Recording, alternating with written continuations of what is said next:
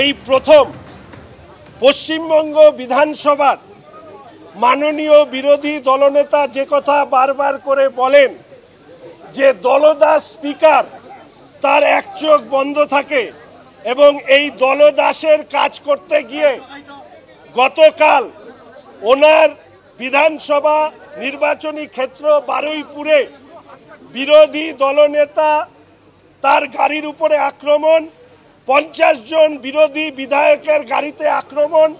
পরিস্থিতি এমন ছিল যে পুলিশ এবং দুষ্কৃতীর মিলিত আতাতে বিরোধী দলনেতা সহ বিরোধী বিধায়কদের প্রাণ চলে যেতে পারত। পশ্চিমবঙ্গের সাধারণ মানুষের নিরাপত্তা কোথায়?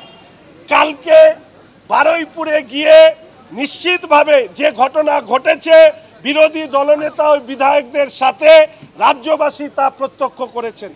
আজকে বিরোধী দল ভারতীয় জনতা পার্টি পরিষদীয় দলের পক্ষ থেকে আপনারা অন ক্যামেরা আমি বলছি, স্পিকার সাহেবের সামনে আমরা মাথা নিচু করে করে আমরা চেয়ারে বসি, বেরোই, কিন্তু মানুষ হিসাবে স্পিকার সাহেব কতখানি দলদাস আজকে তিনি বুঝতে পেরেছেন।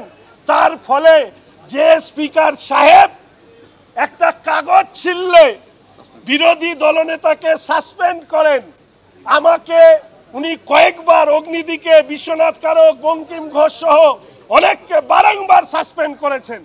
আজকে ওয়েলে নেমেছিলাম, মেরুদণ্ডহীন স্পিকার, তার ক্ষমতা হয়নি। এর আগে মার্শাল দিয়ে আমাকে এবং মনোজ ওরাওকে বের করেছিল, আমরা তো সেদিন কিছু করিনি। কিন্তু আজকে সংসদীয় ব্যবস্থায় স্পিকারের নিরপেক্ষতা যখন ধূলিসাৎ, সেখানে দাঁড়িয়ে প্রতিবাদ করা সত্ত্বেও দলীয় নির্দেশ পালন করা স্পিকারের চেয়ারের অবমাননা বলে তিনি যে এতদিন চিৎকার করেছেন, আজকে তার বিপরীতমুখী অবস্থান নিয়ে বসেছিলেন।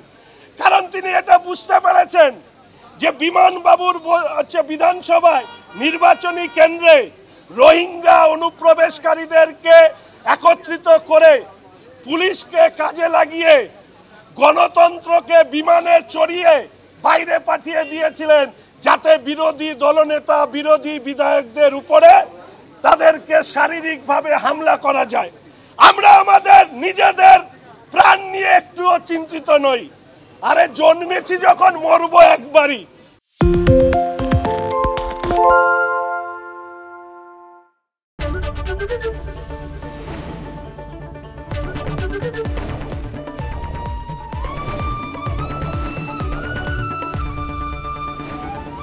এবিপি আনন্দ, এগিয়ে থাকে, এগিয়ে রাখে।